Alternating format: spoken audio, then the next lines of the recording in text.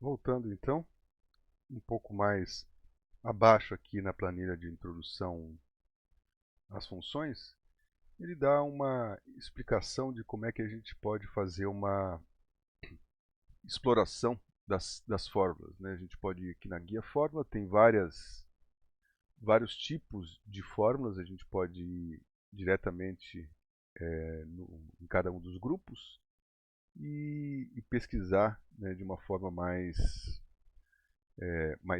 segmentada, né, em vez porque são centenas, talvez milhares de fórmulas dentro assim, na totalidade dentro do Excel. Mas isso as que já são do Excel, mas aquelas possíveis que a gente pode incluir. Tem maneiras de a gente criar as nossas próprias funções. Então não tem sentido a gente memorizar todas.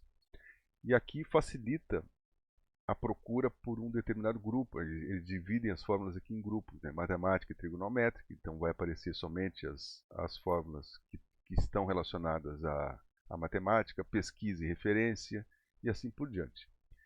E mesmo no momento em que a gente, não utilizando isso aqui, comece a digitar a fórmula, ele já nos auxilia, né, com esse IntelliSense, que é a capacidade do Excel tem de tentar adivinhar o que a gente quer e já ir auxiliando na construção da fórmula, da sintaxe, né, para a gente não precisar memorizar cada uma das sintaxes de todas as fórmulas. Né. A seguir, ele dá um pouco mais de explicação do funcionamento da fórmula soma, né, que aqui, a grosso modo, os argumentos da fórmula soma são separados por ponto e vírgula, mas cada argumento ele pode ser um valor, né, que é um valor direto que a gente coloca, um valor, uma constante, ou uma referência à célula. E essa referência pode ser uma única célula ou uma faixa de célula. Por isso que tem essa mistura aqui. Então aqui ele dá uma faixa do D35 até o D38. Ele vai somar isso aqui e depois vai pegar todos os valores da coluna H, todos os valores de todas as linhas, e também vai somar. E esses dois valores no final ele também vai somar. Né? Então as possibilidades acabam se multiplicando. Aqui ele dá um exemplo de como misturar essas questões. Então, essas duas formas, né, tanto de faixa quanto valores individuais. Então aqui a gente tem uma tabela com itens de carro e os valores. Né? Nessa fórmula total aqui, ele está somando a faixa do D45 até o D48, né, que dá. A gente pode ver que quando a gente seleciona valores, aqui embaixo na barra de status, o Excel já coloca alguns cálculos para nos auxiliar para saber se o cálculo que a gente está fazendo ele está correto.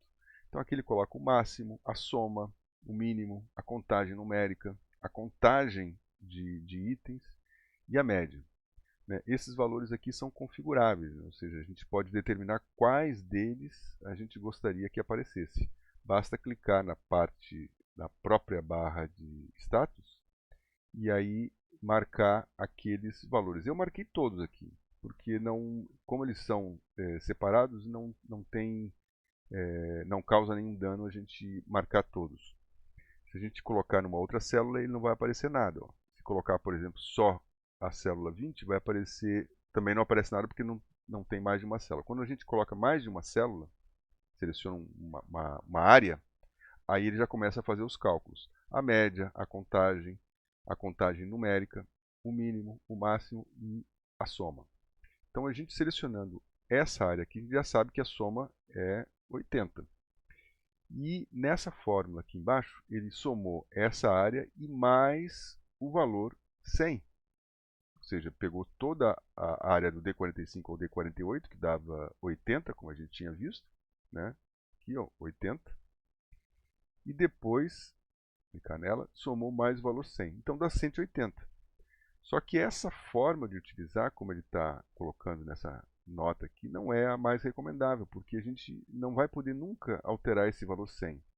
O ideal, quando a gente necessita uma soma desse tipo, ou seja, uma área e mais um valor adicional, é usar esse formato que ele colocou aqui à direita, que é colocar um valor adicional numa determinada célula, né, o 100 no caso, que a gente estava querendo adicionar aquela lista lá, e no novo total, a gente colocar a área, que é o original ali do D45 até o D48, e depois o valor adicional, a célula onde contém o valor adicional. Então essa fórmula aqui não vai ser mais mexida. A gente pode mexer nos valores de cada um dos itens e no valor adicional, que vai consequentemente alterar o valor total. Essa, né, para esse caso de somar dois, né, uma faixa mais um valor adicional, essa forma aqui é mais indicada em relação a essa primeira, em que o valor adicional estava explicitamente ali com 100. E aqui no final a gente tem, como todas as planilhas, tem algumas sugestões de links para aprender um pouquinho mais sobre a função soma, o autossoma e a continuum. É sempre bom, quando se tem dúvida, quando o vídeo aí, quando a explicação não é suficiente, a gente se aprimorar ou tentar buscar outras fontes para complementar o nosso aprendizado. Certo? Então a gente se encontra aí no próximo vídeo.